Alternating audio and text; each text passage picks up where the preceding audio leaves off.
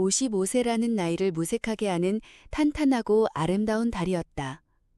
종탁은 급하게 시선을 돌리며 물을 떠왔다. 세상 모든 것을 효율과 숫자로 재단하며 살아온 남자가 있었다. 67년의 인생, 그중 40년을 오직 성공이라는 하나의 좌표만을 향해 달렸다. 박이삭. 사람들은 그를 박전무라 불렀고 그의 이름 앞에는 늘 성공신화, 철두철미 같은 수식어가 따라붙었다. 168cm의 키, 매일 새벽 헬스클럽에서 다져진 군살 없는 몸. 그의 인생처럼 그의 몸에도 불필요한 군더더기는 없었다. 하지만 모든 것을 이룬 뒤 맞이한 은퇴는 텅 빈 고속도로에 홀로 멈춰선 기분이었다. 잿빛의 공허함. 아내가 세상을 떠난 뒤 그 잿빛은 더욱 짙어져 그의 일상을 잠식했다. 그날도 이삭은 텅 빈 식탁에 앉아 신문을 넘기고 있었다. 그때 미국에 사는 딸에게서 영상통화가 걸려왔다. 화면 너머의 딸은 아버지의 굳은 얼굴을 보며 조심스럽게 말을 꺼냈다. 아빠, 뭐라도 좀 배워보는 거 어때요? 동네 문화센터에 도예 클래스가 그렇게 좋대요. 흙 만지면 마음도 편안해진다던데. 도예? 이삭은 코웃음을 쳤다. 형태도 없고 쓸모도 불분명한 흙덩이를 주무르는 일 따위. 그의 인생에서 가장 비효율적인 단어였다. 하지만 딸의 걱정 어린 눈빛을 외면할 수는 없었다. 그렇게 그는 난생 처음 자신의 세계와 가장 먼 곳으로 발을 옮기게 된다. 윤도예 공방. 오래단 간판이 붙은 문을 열자 눅눅하면서도 기분 좋은 흙냄새가 확 풍겨왔다. 공방 안은 이삭의 아파트와는 정반대의 세상이었다. 선반 위에는 주인을 기다리는 각양각색의 그릇들이 무질서하게 놓여 있었고, 창문으로 쏟아지는 햇살은 공기 중에 떠다니는 미세한 먼지들을 금빛으로 반짝이게 했다. 그 무질서의 중심에 한 여자가 있었다. 자연스럽게 머리를 묶고 헐렁한 작업복을 입은 여자. 그녀가 바로 윤 선생, 윤서연이었다. 54세, 158cm의 작은 키에 가녀린 몸. 하지만 그녀는 자신보다 큰 흙덩이를 가볍게 다루고 있었다. 이삭은 헛기침을 하며 구석의 물레 앞에 앉았다. 그의 손에 쥐어진 것은 축축하고 차가운 흙덩이. 이성은 빨리 그럴듯한 형태를 만들라고 명령했지만 흙은 그의 손 안에서 번번이 비명을 지르며 주저앉았다. 1시간째 그는 단 하나의 중심도 잡지 못하고 있었다. 이놈의 흙덩이는 왜 이렇게 고집이 생가야? 그의 혼잣말을 들었을까 물레 돌아가는 소리가 멈추고 사연이 그의 곁으로 다가왔다. 전무님, 흙은 정복하는 게 아니에요. 달래는 거죠. 사연은 이삭의 등 뒤로 다가와 섰다. 그리고는 그의 어깨를 감싸 안듯 몸을 숙여 그의 손을 향해 팔을 뻗었다. 순간 이삭의 등 근육이 팽팽하게 굳었다. 평생 누구에게도 등을 내어준 적 없던 철옹손 같던 그의 등 뒤로 예상치 못한 온기가 와닿았다. 헐렁한 작업복 너머로 그녀의 부드럽고 풍만한 가슴이 그의 단단한 등에 고스란히 밀착되었다. 67년 평생 느껴보지 못한 아찔할 만큼 부드러운 압박감.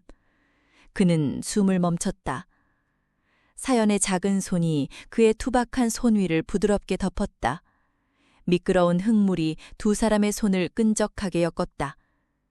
그녀의 숨결이 묶어 올린 머리에서 흘러내린 잔머리가 그의 귓가를 간지렸다. 힘을 빼세요. 온몸에 힘을 다 빼고 그냥 흙이 가고 싶어 하는 길을 느껴보는 거예요. 이삭은 눈을 감았다. 온 신경이 등과 손끝에 집중되었다.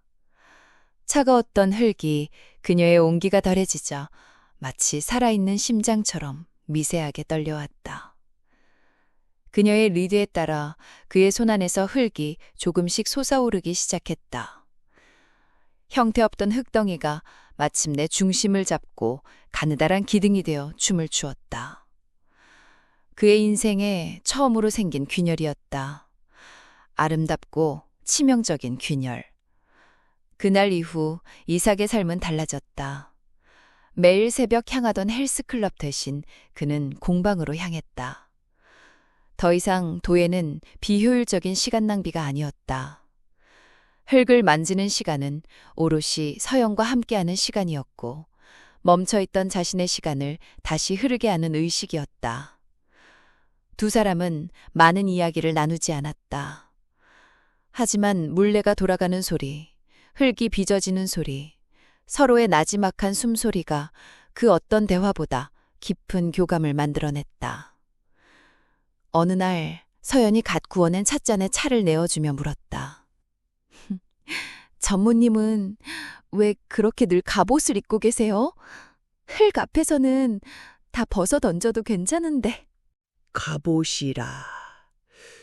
그게 내 피부가 된 지 너무 오래돼서 벗는 법을 잊었습니다. 그럼 제가 벗겨드리면 되겠네요. 흙의 힘을 들여서? 서연은 웃으며 말했지만 그 말은 이삭의 심장에 불씨 하나를 던져 넣었다. 그날 두 사람은 함께 유약을 발랐다. 초벌구이 된 투박한 그릇에 색을 입히는 작업. 서연은 푸른색 안료가 담긴 그릇을 들고 이삭의 그릇에 붓질을 했다.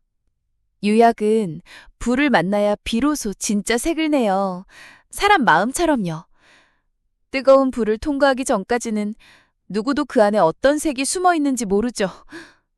그녀는 이삭의 손을 잡아 끌어 자신의 손에 겹쳐 붓을 쥐게 했다. 다시 한번 두 사람의 손이 하나가 되었다.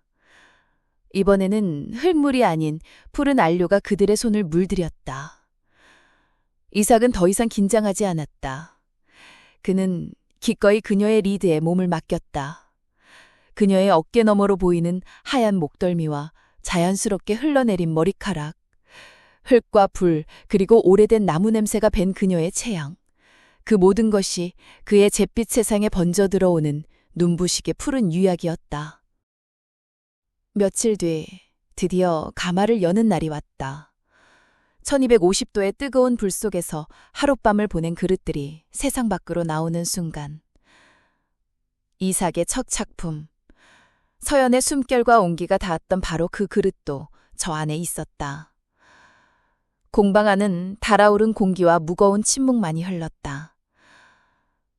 서연이 두꺼운 장갑을 끼고 둔탁한 소리와 함께 가마의 쇠문을 열었다. 시뻘건 열기가 채 가시지 않은 어두운 가마 안. 수많은 그릇들 사이에서 유독 영롱한 푸른빛을 매는 그릇 하나가 눈에 띄었다. 서연이 조심스럽게 그것을 꺼내 들었다. 이삭이 만든 첫 번째 그릇이었다. 완벽한 대칭은 아니었다. 살짝 한쪽으로 기울었고 투박했다. 하지만 서연의 푸른 유약은 불 속에서 신비로운 바다의 색으로 다시 태어나 그의 서툰 상처들을 가장 아름다운 무늬로 감싸 안고 있었다. 보세요. 세상에 단 하나뿐인 색이에요. 이삭 씨의 투박함과 제 푸른 색이 불 속에서 만나 이렇게 하나가 됐어요. 이삭은 천천히 그릇을 건네받았다. 아직 뜨거운 온기가 그의 손바닥으로 고스란히 전해졌다. 그는 그릇에 기울어진 곡선을 손가락으로 천천히 쓸었다. 마치 자신의 인생 같았다. 완벽해 보였지만 실은 공허하게 기울어져 있던 자신의 인생에 서연이라는 푸른빛이 스며들어 비로소 채워진 느낌. 그는 그릇을 내려놓고 서연에게로 한 걸음 다가섰다. 그녀의 눈동자가 흔들렸다. 흙 먼지가 묻은 그녀의 뺨, 열기에 살짝 상기된 입술. 그 모든 것이 그에게는 세상에서 가장 관능적인 예술작품이었다. 이삭은 뻗으면 닿을 거리에 멈춰서서 나직이 그녀의 이름을 불렀다. 서연 씨. 그가 천천히 손을 뻗어 그녀의 뺨에 묻은 흙먼지를 엄지손가락으로 부드럽게 훔쳐냈다. 피부 위를 스치는 귀의 거친 손길에 서연의 몸이 미세하게 떨렸다.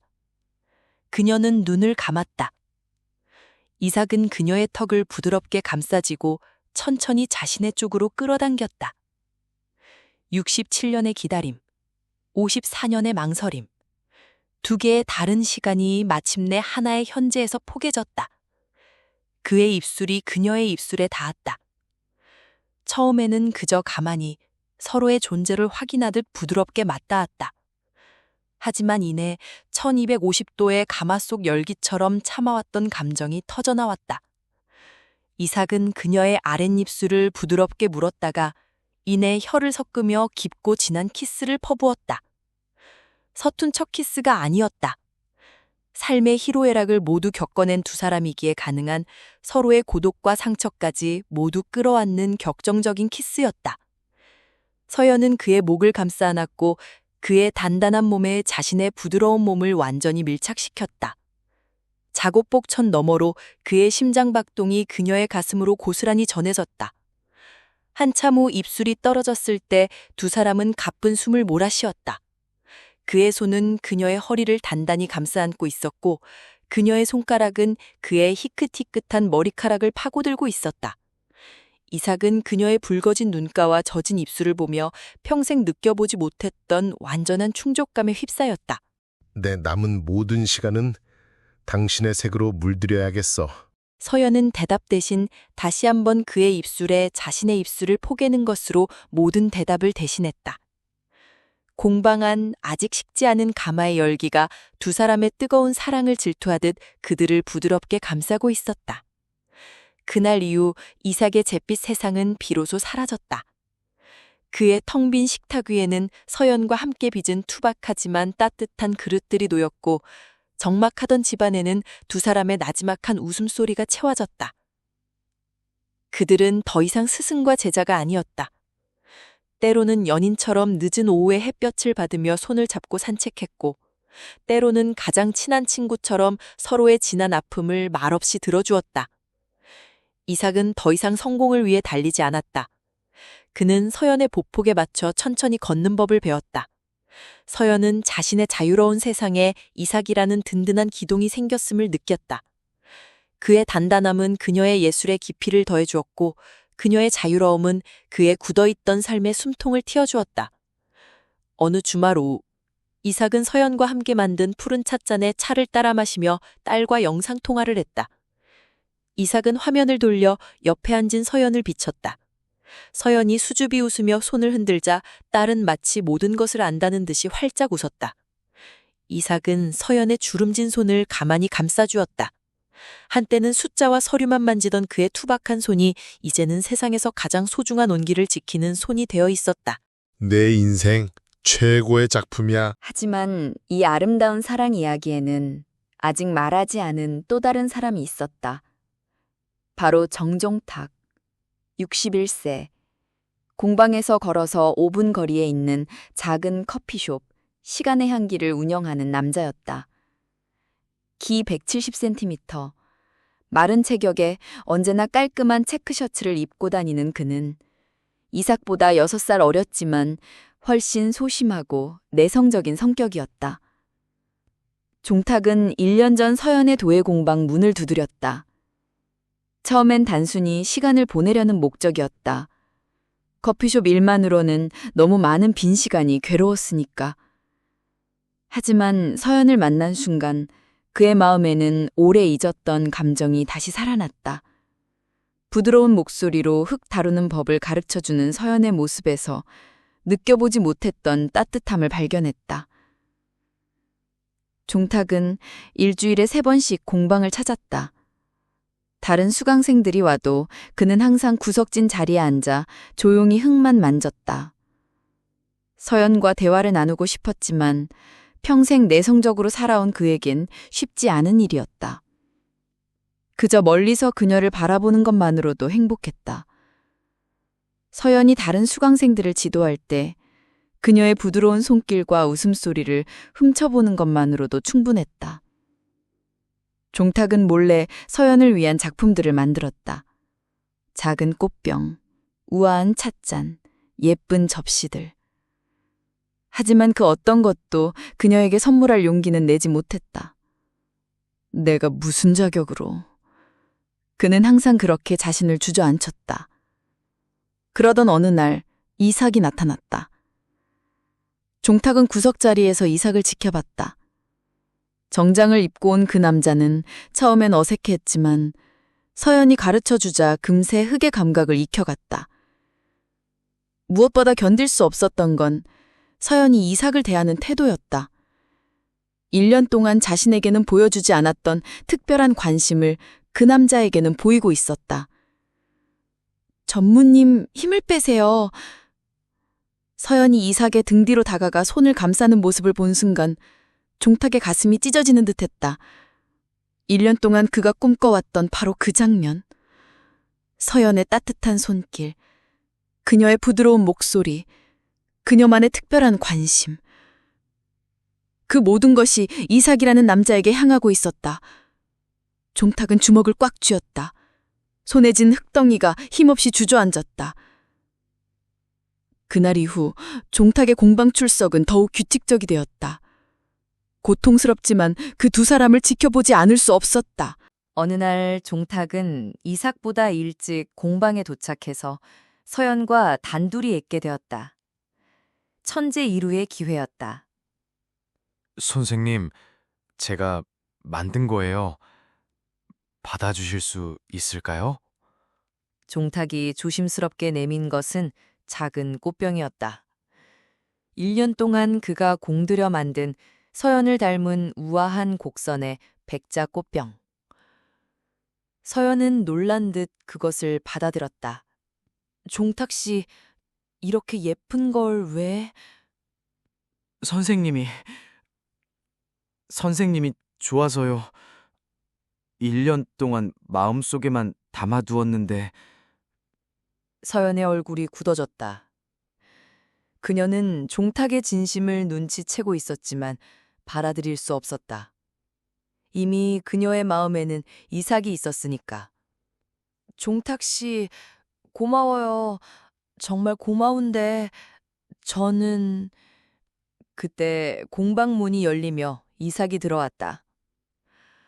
서연이 종탁의 꽃병을 들고 있는 모습, 두 사람 사이에 흐르는 미묘한 긴장감.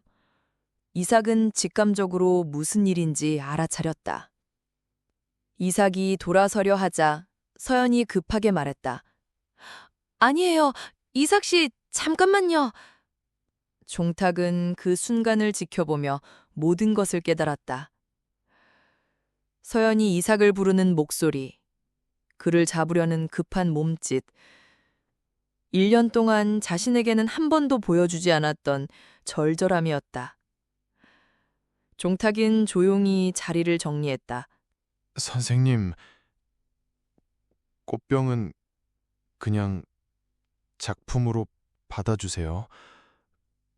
제가 너무 성급했네요. 그는 서둘러 공방을 나갔다. 뒤에서 서연이 그의 이름을 부르는 소리가 들렸지만 돌아보지 않았다. 그날 밤 종탁은 자신의 커피숍에서 혼자 앉아 술을 마셨다. 빈 가게 안에는 그의 무거운 한숨 소리만 흘렀다. 바보 같은 놈. 1년이나 뭘 한 거야. 며칠 후 종탁은 공방 수업을 빠졌다. 서연은 걱정이 되어 그의 커피숍을 찾아갔다.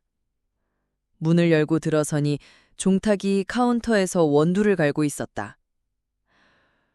평소와 다름없는 모습이었지만 그의 어깨가 유난히 축 처져 보였다. 종탁 씨, 수업에 안 오셔서 걱정됐어요. 아, 선생님, 커피 드릴까요? 종탁은 서연을 바라보지 않고 커피만 내렸다.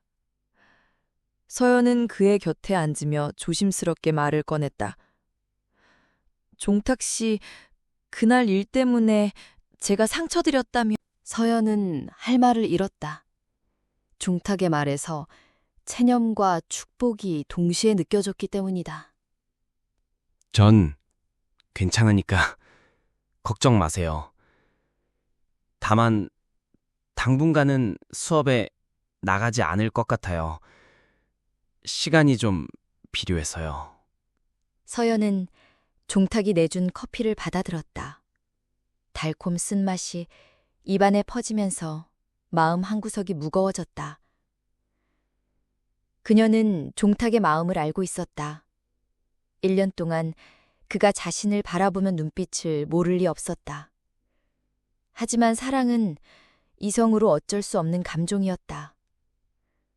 며칠 후 이삭이 종탁의 위치를 알게 되었다. 서연에게서 종탁의 이야기를 들은 이삭은 복잡한 마음이 들었다. 자신 때문에 상처받은 사람이 있다는 사실, 그리고 그 사람도 서연을 진심으로 사랑했다는 사실. 어느 오후, 이삭은 홀로 종탁의 커피숍을 찾았다. 문을 열고 들어서니 종탁이 혼자 앉아 신문을 보고 있었다. 손님이 없는 조용한 오후였다. 종탁은 말없이 커피를 내렸다. 두 사람 사이에는 무거운 침묵이 흘렀다. 전무님, 사람이라는 게 먼저 하는 사람이 이기는 게 아니더라고요. 마음이 통하는 사람이 이기는 거예요. 이삭은 종탁의 말에 가슴이 먹먹해졌다. 선생님이 전무님을 바라보는 눈빛, 저에게는 한 번도 보여주지 않았던 눈빛이에요. 그걸 보고도 모르겠더라고요. 제가 바보가 아닌 이상. 60대를 넘긴 두 남자의 무언한 이해였다. 사랑에는 승자와 패자가 있지만 진심이었다면 그것만으로도 가치가 있다는 것을 종탁은 생각하며 괴로움을 삼킨다. 그에게는 아직 모르고 있는 또 다른 인연이 기다리고 있었다. 바로 정혜였다. 박정혜, 55세. 매일 오후 2시쯤이면 어김없이 시간의 향기 커피숍을 찾는 단골 손님이었다. 정혜는 프리랜서 웹 디자이너로 일하며 집에서 혼자 작업하는 시간이 많았다. 그래서 답답한 집을 벗어나 종탁의 커피숍에서 노트북을 펼쳐놓고 작업하는 것이 일과였다.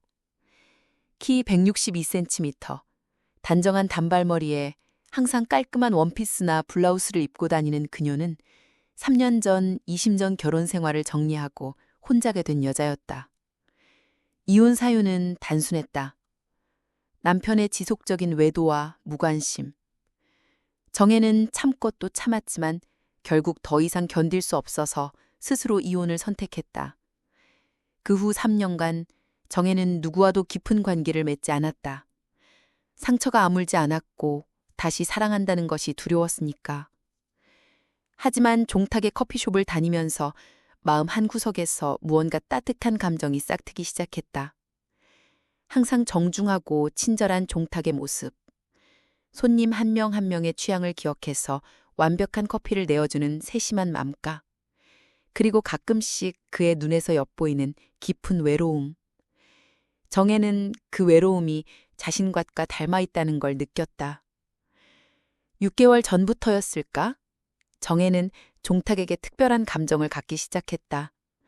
하지만 평생 내성적으로 살아온 그녀는 그 감정을 표현할 용기가 없었다. 그저 매일 같은 시간에 커피숍을 찾아 같은 자리에 앉아 종탁을 지켜보는 것만으로 만족했다. 종탁이 커피를 내릴 때 진지한 표정, 다른 손님들과 나누는 따뜻한 대화, 혼자 있을 때 쓸쓸한 뒷모습까지. 정혜는 그 모든 것을 마음속에 담아두었다. 어느 날 오후 커피숍에 손님이 아무도 없을 때였다. 종탁은 카운터에 팔꿈치를 괴고 깊은 한숨을 쉬고 있었다. 정혜는 평소보다 더 오래 그를 바라봤다. 그의 어깨가 유난히 축 처져 보였고 그 모습이 너무 안쓰러웠다. 마침내 정혜가 용기를 냈다. 사장님, 괜찮으세요? 종탁이 고개를 들었다. 정혜가 자신에게 말을 거는 것은 처음이었다. 아, 네. 괜찮습니다. 요즘 며칠째 표정이 안 좋아 보이셨어요. 혹시 힘든 일이라도? 종탁은 정혜를 자세히 바라봤다. 항상 조용히 구석자리에서 작업만 하던 그녀가 자신을 걱정해주고 있었다. 신경 써주셔서 고맙습니다. 별일 아니에요. 저 혹시 괜찮으시면 이야기라도 들어드릴까요? 제가 뭘 도와드릴 수는 없겠지만 종탁은 정혜의 진심이 느껴졌다. 그동안 혼자 끙끙 앓고 있던 마음이 누군가에게 털어놓고 싶어졌다. 사실은 좋아하는 분이 있었는데 그분이 다른 분과 종탁은 서연에 대한 이야기를 조심스럽게 꺼냈다. 1년간의 짝사랑과 그리고 이삭에게 마음을 빼앗긴 서연의 이야기를 정혜는 조용히 들어주었다. 가끔 고개를 끄덕이며 공감한다는 표시를 해주었다. 바보 같죠. 61살에 이런 일로 상심하고 있으니 바보 같지 않아요. 사랑에는 나이가 없잖아요. 정혜의 말에 종탁이 고개를 들었다. 저도 3년 전에 이혼했어요. 20년 결혼 생활을 정리하고 나니 다시 누군가를 사랑한다는 게 너무 어렵더라고요. 그러셨군요. 하지만 요즘 마음이 조금씩 열리는 것 같아요. 좋은 분 덕분에. 정혜는 마지막 말을 하면서 종탁을 의미 있게 바라봤다. 하지만 종탁은 서연에 대한 상심에 빠져 있어서 그 눈빛의 의미를 알아차리지 못했다. 그날 이후 정혜는 더 자주 종탁에게 말을 걸기 시작했다. 작업을 핑계로 커피숍에 더 오래 머물면서 종탁의 이야기 상대가 되어주었다. 사장님, 오늘 커피가 특히 맛있네요. 고맙습니다. 원두를 새로 바꿔봤어요. 역시 사장님은 정말 섬세하세요. 항상 더 나은 걸 위해 노력하시는 모습이 멋있어요. 종탁은 정혜의 칭찬에 얼굴이 붉어졌다. 오랜만에 받는 진심 어린 칭찬이었다. 시간이 흐르면서 종탁은 정혜와의 대화가 편안해졌다. 서연에 대한 아픔도 조금씩 가라앉고 대신 정혜와 함께하는 시간이 소중해지기 시작했다. 어느 날 종탁은 정혜가 작업하는 모습을 유심히 바라봤다. 노트북 화면에 집중하며 웹사이트를 디자인하는 그녀의 모습이 서연이 흙을 빚는 모습만큼이나 아름다워 보였다. 어떤 작업을 하고 계신가요? 작은 카페에 홈페이지를 만들고 있어요. 사장님의 커피숍도 홈페이지가 있으면 좋을 텐데. 정말요? 저는 그런 건 잘 몰라서. 제가 만들어 드릴까요? 무료로요. 이렇게 항상 좋은 자리를 내어주시는 것에 대한 감사의 표시로. 종탁은 정혜의 제안에 감동했다.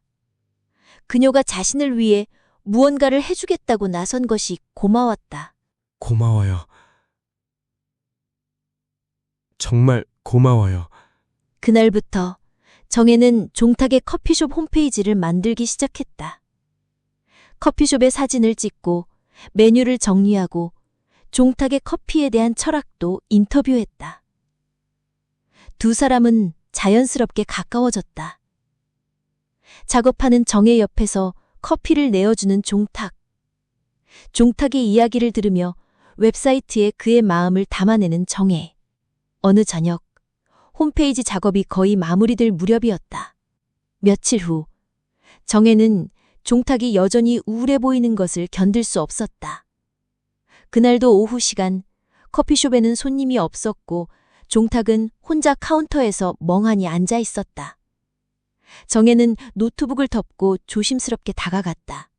사장님, 오늘 저녁에 시간 있으세요? 저녁이요? 혼자 소가리만 하시지 마시고 술 한잔 하실래요? 제가 사겠어요. 종탁은 망설였다. 하지만 정혜의 진심 어린 눈빛을 거절할 수 없었다. 제가 사야죠. 여자분한테 어떻게... 아니에요.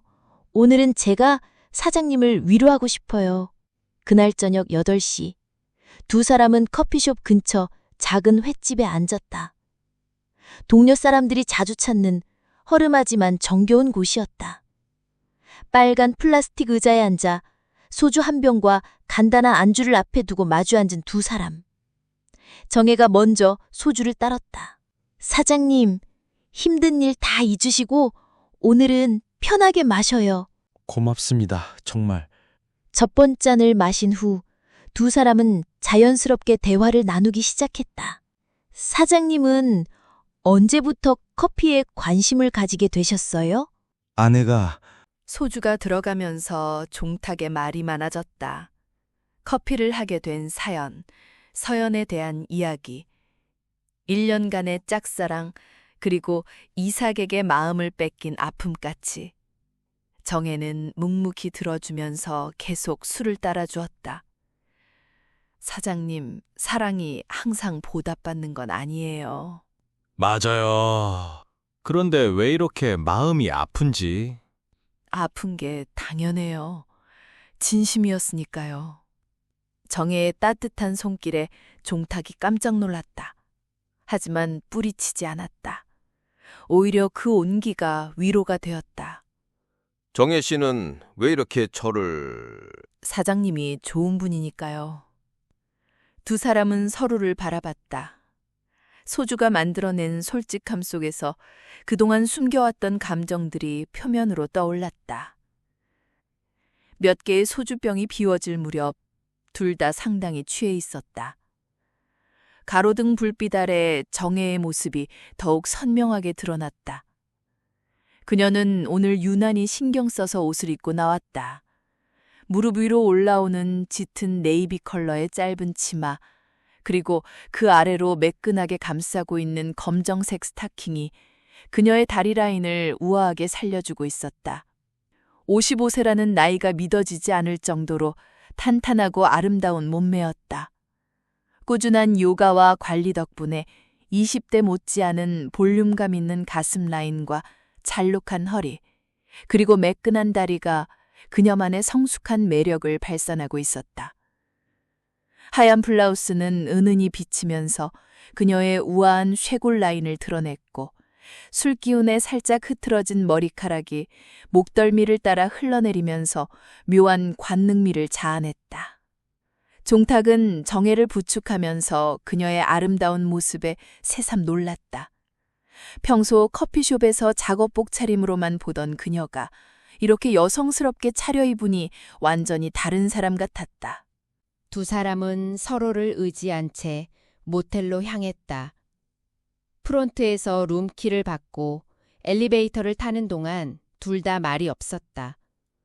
좁은 엘리베이터 안에서 정혜의 향수 냄새와 그녀만의 은은한 체향이 종탁을 더욱 어지럽게 만들었다. 스타킹을 신은 그녀의 다리가 엘리베이터 거울에 비치면서 종탁의 시선이 자꾸 그쪽으로 향했다. 302호. 문을 열고 들어간 방은 작지만 깔끔했다. 더블 침대 하나, 작은 테이블, 그리고 창 너머를 보이는 도시의 야경. 정혜가 침대에 앉아 짧은 치마가 더욱 위로 올라가면서 검정 스타킹으로 감싸인 그녀의 허벅지가 드러났다. 55세라는 나이를 무색하게 하는 탄탄하고 아름다운 다리였다. 종탁은 급하게 시선을 돌리며 물을 떠왔다. 물 좀 드세요. 정혜가 물을 마시는 동안 종탁은 그녀의 옆에 조심스럽게 앉았다. 취기 속에서도 정혜의 모습이 유난히 아름다워 보였다. 하얀 블라우스 사이로 비치는 우아한 쇄골, 단정한 단발머리가 살짝 흐트러져 있고 뺨이 술 때문에 발그레하게 물들어 있었다. 그리고 무엇보다 그녀의 성숙하면서도 여전히 아름다운 몸매가 종탁의 마음을 뛰게 만들었다. 6개월 동안 매일 커피숍에 간 이유가 사장님 때문이었어요. 정혜의 작은 손이 종탁의 거친 손을 감쌌다. 두 사람의 시선이 만났다. 저도 정혜 씨가... 말을 다 하기도 전에 정혜가 조금 더 가까이 다가왔다. 그녀의 어깨가 그의 어깨에 닿았다. 오늘 밤 혼자 있기 싫어요. 종탁이 조심스럽게 그녀의 뺨을 어루만졌다. 정혜는 눈을 감고 그의 손길을 받아들였다. 순간 그동안 참아왔던 감정들이 터져나왔다. 종탁이 천천히 정혜에게 입맞춤했다. 처음에는 조심스럽게, 이어서 점점 더 깊게. 정혜도 그에게 응답했다. 그녀의 팔이 그의 목을 감쌌다. 두 사람은 서로를 끌어안았다. 61세와 55세, 늦은 나이의 사랑이었지만 그래서 더욱 간절했다. 정혜의 부드러운 곡선이 종탁의 단단한 가슴에 밀착되었다. 그녀의 따뜻한 체온이 그의 외로웠던 마음을 녹여주었다. 종탁은 정혜의 머리카락을 부드럽게 쓰다듬었다. 그녀의 향기가 술냄새와 섞여 그를 취하게 만들었다. 그날 밤 두 사람은 서로의 외로움을 달래주었다. 오랫동안 혼자였던 두 마음이 마침내 하나가 되는 밤이었다. 숨겨왔던 본능이 하나가 되어 몇 번의 절정을 맞이했다. 새벽이 밝아올 때까지 두 사람은 서로를 위로하고 사랑했다. 다음 날 아침 햇살이 창문으로 들어올 때 두 사람은 깨어났다. 61세와 55세, 두 사람은 늦은 나이에 만났지만 그래서 더욱 서로를 소중히 여겼다. 과거의 상처는 서로를 이해하는 밑거름이 되었고 남은 인생을 함께 걸어갈 동반자를 찾은 기쁨으로 매일을 살아갔다. 종탁은 더 이상 서연을 그리워하지 않았다. 정혜라는 진정한 사랑을 만났으니까. 정혜도 더 이상 과거의 상처에 머물지 않았다. 종탁이라는 따뜻한 사람과 새로운 사랑을 시작했으니까. 시간의 향기 커피숍에는 이제 진짜 사랑의 향기가 가득했다. 두 사람이 함께 만들어가는 늦었지만 가장 아름다운 사랑의 향기로. 61년을 살아와서 이제야 알았다. 진정한 사랑은 기다리는 게 아니라 만들어가는 거라는 걸. 정혜와 함께라면 남은 인생이 정말 기대된다. 그렇게 종탁과 정혜의 사랑 이야기도 아름다운 결실을 맺었다. 이삭과 서연, 종탁과 정혜. 두 커플 모두 늦은 나이에 만난 사랑이었지만 그래서 더욱 신실하고 소중한 사랑이었다. 사랑에는 정말 나이가 없다는 것을 네 사람이 모두 증명해 보인 것이다. 시청해 주셔서 감사합니다. 더 좋은 이야기로 뵙겠습니다.